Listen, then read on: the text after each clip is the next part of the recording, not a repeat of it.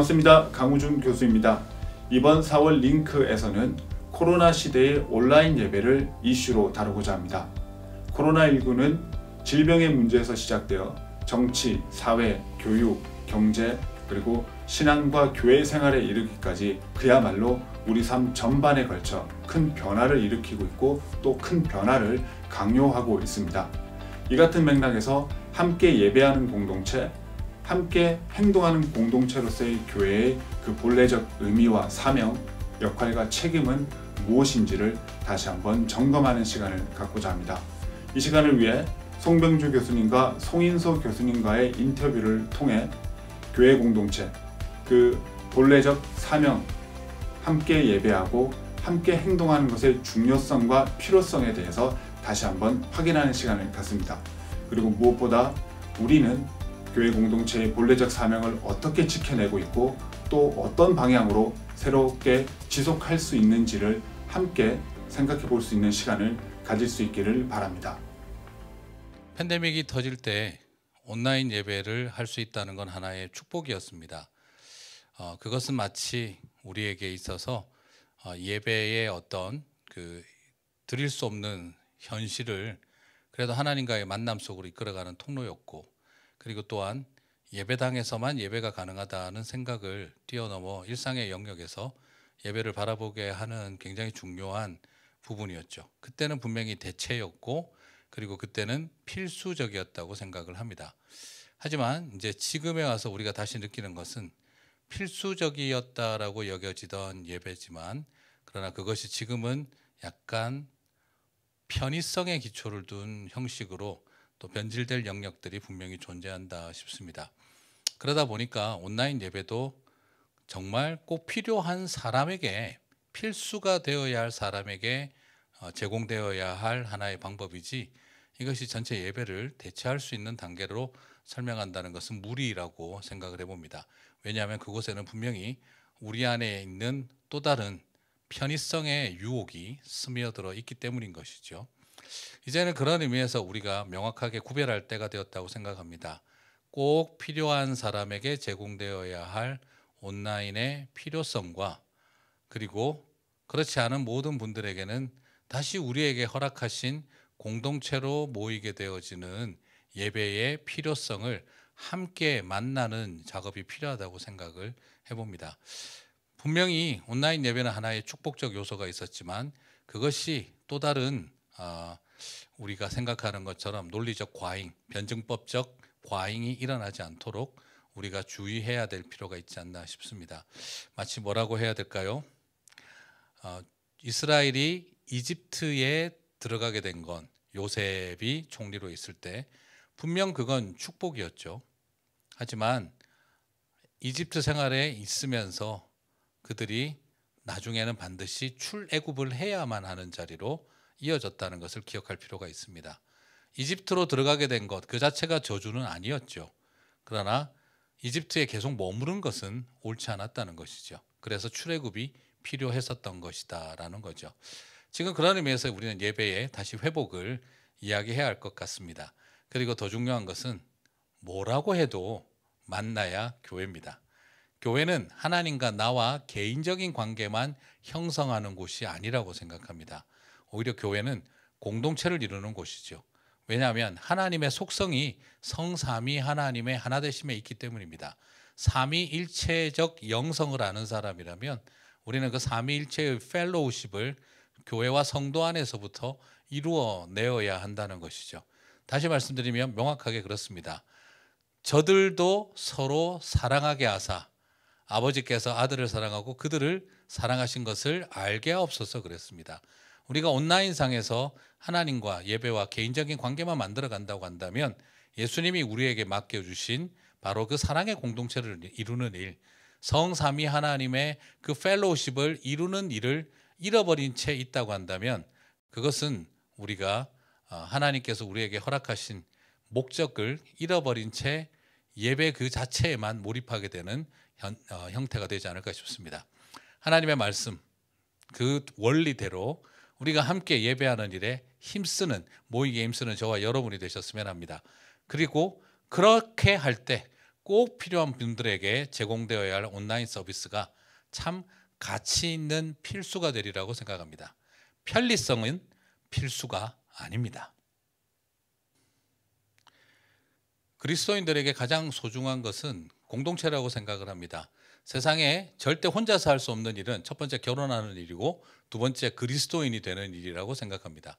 그것은 우리끼리 잘 지내는 것을 목적으로 하지 않습니다. 그리스도인이 된다고 하는 것은 분명히 우리에게 허락하신 이웃들과의 관계 속으로 저와 여러분을 보내시기 위함이라는 걸 전제로 해야 되기 때문인 것이죠. 그래서 우리가 함께 해야 하는 것은 우리의 그 교제가 이웃들에게 확산되게 하는 일이죠. 온라인으로 우리가 예배를 한다는 것은 하나님과 나와 개인적인 관계를 만드는 일이죠. 그것은 분명히 personal saviorship, 개인적 구주 되심에 대해서는 매우 유익하다고 생각합니다. 하지만 universal lordship, 범우주적 주님 되심을 이루는 일은 혼자 하나님과 관계를 만들어가는 일이 아니라 우리가 이웃과 그리고 피조 세계와의 관계를 공동체적으로 만들어가는 일에 있다고 저는 믿습니다. 그러므로 함께하지 않으면 우리는 세상과 이웃과 그 어떤 관계도 만들어갈 수 없다고 생각합니다.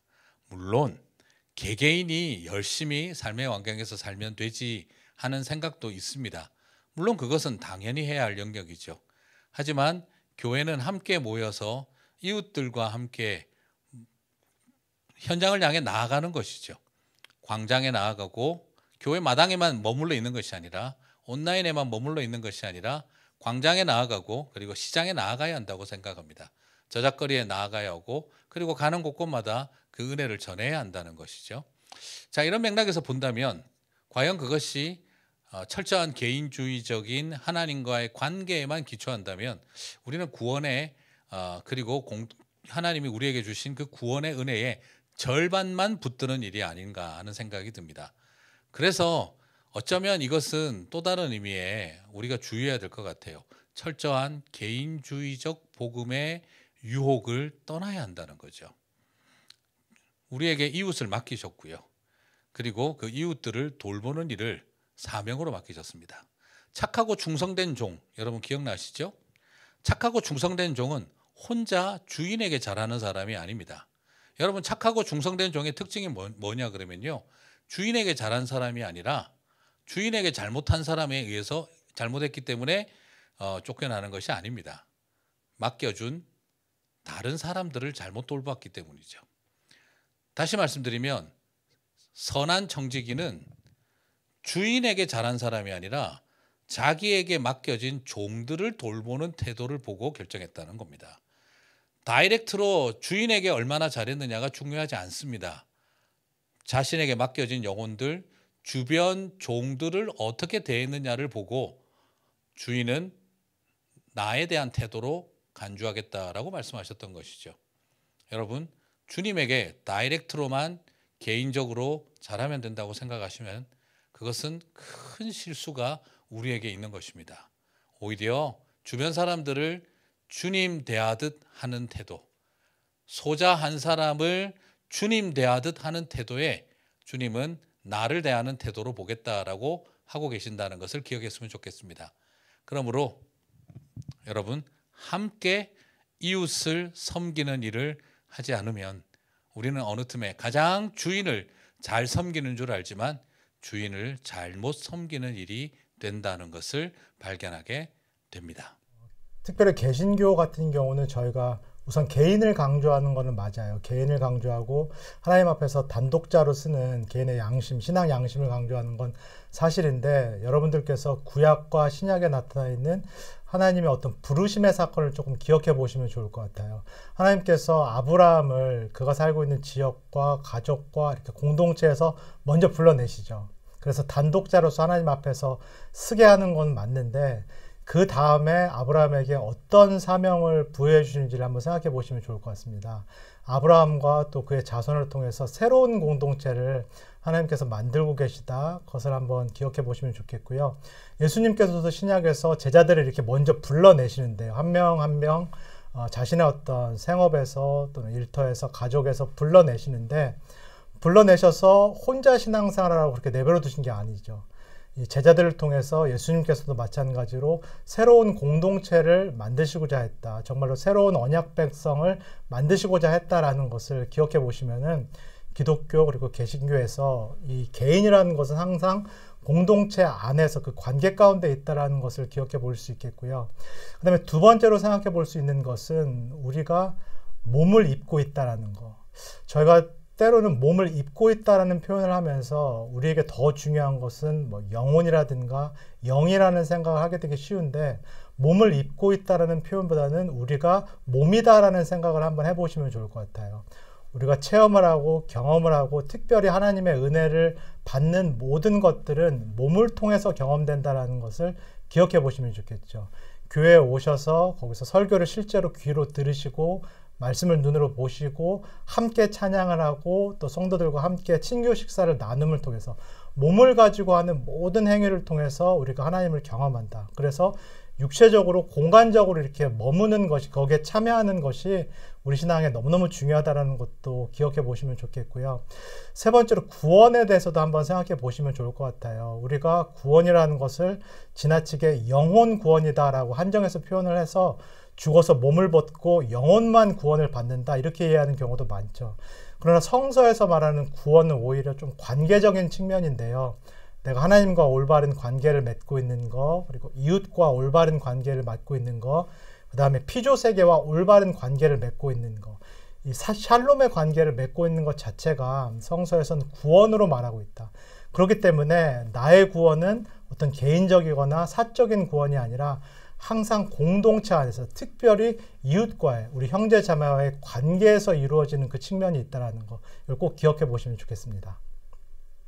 교회사에 있어서 이렇게 전염병 때문에 고통을 겪었던 여러 번의 일들이 있었는데, 가장 두드러진 거는 초대교회 때 한 번 있었고요. 그 다음에 종교개혁 시대 때도 한 번 눈에 띄는 사건들이 있었어요. 초대교회도 로마 제국 안에 전염병이 돌았을 때 많은 어떤 피해자들이 등장했던 사건이고, 그때 많은 피해자, 사상자가 나올 때 어떤 일까지 있었냐면은 로마 제국의 시민들이 자신이 원치 않았던 그런 자녀들, 뭐 장애를 갖고 태어나거나 딸이거나 이런 아이들을 내다버리는 일까지 전염병이 있을 때 일어났는데, 기독교 공동체, 이 박해받았던 초대 공동체가 그 상황에서 이 전염병에 걸린 사람들을 돌봤을 뿐만 아니라 버려진 이 로마 시민들의 자녀들도 함께 이웃사랑의 개념을 통해서 이렇게 품어 안았다는 거. 그걸로 인해서 로마 제국에서 기독교의 어떤 그 지위가 또는 이 사람들에 대한 인식이 상당히 많이 바뀌었다라는 거. 그 한 가지 예가 있고요.